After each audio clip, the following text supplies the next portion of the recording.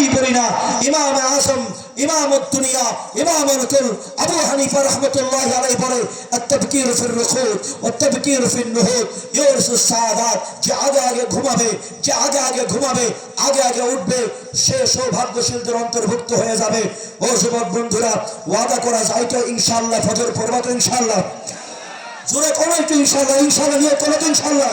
ও আল্লাহ, যারা হাত তুললো তারা হাতকে তুমি কবুল করে নাও, হাত নামাই।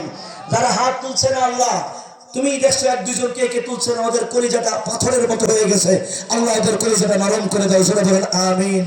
ও যুবক বন্ধুরা, তোমার ভাই তোমাকে বলে গেল পরিবারে অশান্তি থাকবে না, তোমার টাকা পয়সার সমস্যা থাকবে না, তোমার স্ত্রী সন্তান তোমার অনুগত হয়ে যাবে, তোমার বাবা মা তুমি চোখের পুটুরি হয়ে যাবা, শুধুমাত্র ফজর পড়ো, শুধুমাত্র ফজর পড়ো।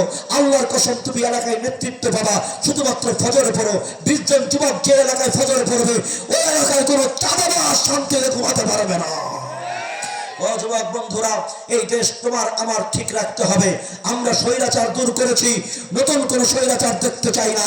চাঁদাবাজের কবর রচনা করেছি, আর কোন চাঁদাবাজি দেখতে চাই না। পরিষ্কার কথা, আগামী দিনে কোন স্বৈরাচারের জন্ম হলে হাসিনা তো হেলিকপ্টারে পালাতে পেরেছে, ওদেরকে জীবন্ত রাস্তার রচনা করা হবে। ও আমার ভাইরা, যুবকরা তৈরি আছে তো ইনশাআল্লাহ? নাকি হুজুরের নারায়ে তাকবীর পর্যন্ত শেষ? যদি তৈরি থাকো, ইনশাআল্লাহ আগামীর বাংলাদেশ আবার নিরাপদ থাকবে, ঠিক কিনা বলেন?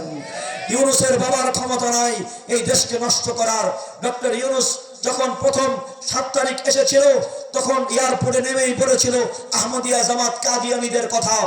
আমরা জানি, যারা মুরব্বী আছেন, হাফিজ জিয়দুর রহমাতুল্লাহ আলাইহি 1994 সালে সেই মানিক মিয়া এভিনিউতে কাদিয়ানীদের বিরুদ্ধে, তাসলিমা নাসরিনের বিরুদ্ধে আন্দোলন করেছিল।